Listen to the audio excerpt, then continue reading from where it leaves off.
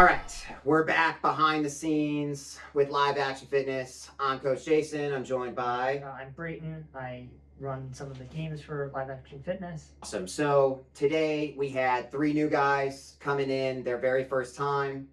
We had them create characters, had them start the adventure, doing the movement mini games. So just tell them a little bit about the adventure you ran. So today's adventure, they were adventuring into the illicit Magnacoil laboratory, where sort of under an unsuspecting dwarven village, there is this laboratory that has been producing sort of magnetic contraptions, and something goes awry in the lab, and the head engineer, this Dr. Greta, is killed in the lab, and her assistant begs the party to help. And they go in and they find these monstrosities, these water and lightning weirds that are sort of water animated by lightning, and they have to flush them out of the lab. All the machines in the lab are getting in the way of the things that they want to do. There's a river that might flood them out. There's Tesla coils that might shock them. There's a giant magnet that can pull things towards it or push them away, and they have to get through all of these obstacles and safely disarm the lab. And then once they're done, they get to loot the place and see all of the cool things they can find. Yeah, exactly. I love it so much. It's my favorite adventure.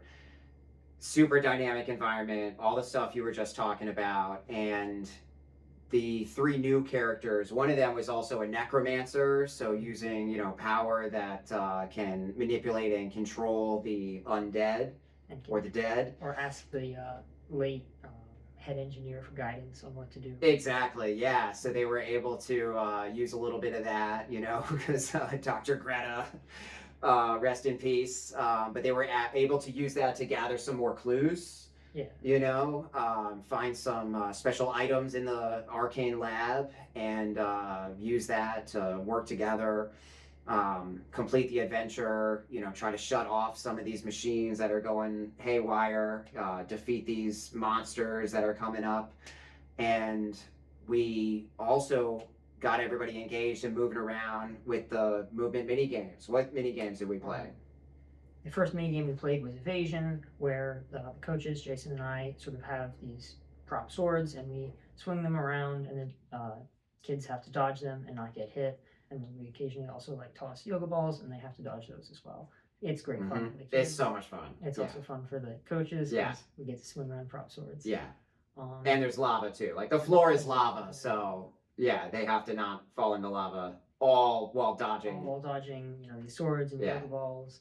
It's hectic fun. Yeah, exactly. The second mini game we did was Raise the Dead. Right. And see, we were brainstorming what are we going to do, but of course, so it was a little bit of improv, but because we had the necromancer and they were doing, some of their spells and speaking with the dead, I thought we'd play a little Raise the Dead, because it's also one of my favorite games, right? So it was me versus all the kids, which is something I really like. So they're all on the same team. I'm the dead guy. I'm laying down on the ground, and I'm trying to raise up to my feet, right? Rising out of the grave, and they have to keep me down for the entire minute, right? But it's their first day. So they're figuring it out and figuring out how to work together, and how to not get into each other's way, which is also hectic fun, one of my favorites. So Raise the Dead, played that. And then I think it was the Balloon Buffoon game. That's what I like to call it, the balloon game. That was also some hectic fun, I gotta say. That was interesting as well. You want to tell them? Started off with the kids. They're trying to keep a balloon in the air. At first, they're allowed to use their hands, and then we make it more difficult where they're only allowed to use their feet and their heads to try to pass this balloon to each other without letting it hit the ground.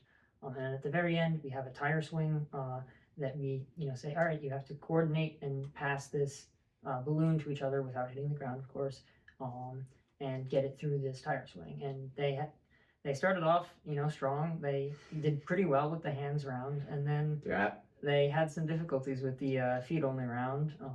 It took them a while to sort of get used to passing it to each other and making sure not to do double hits or anything like that. And also, the rules are so simple.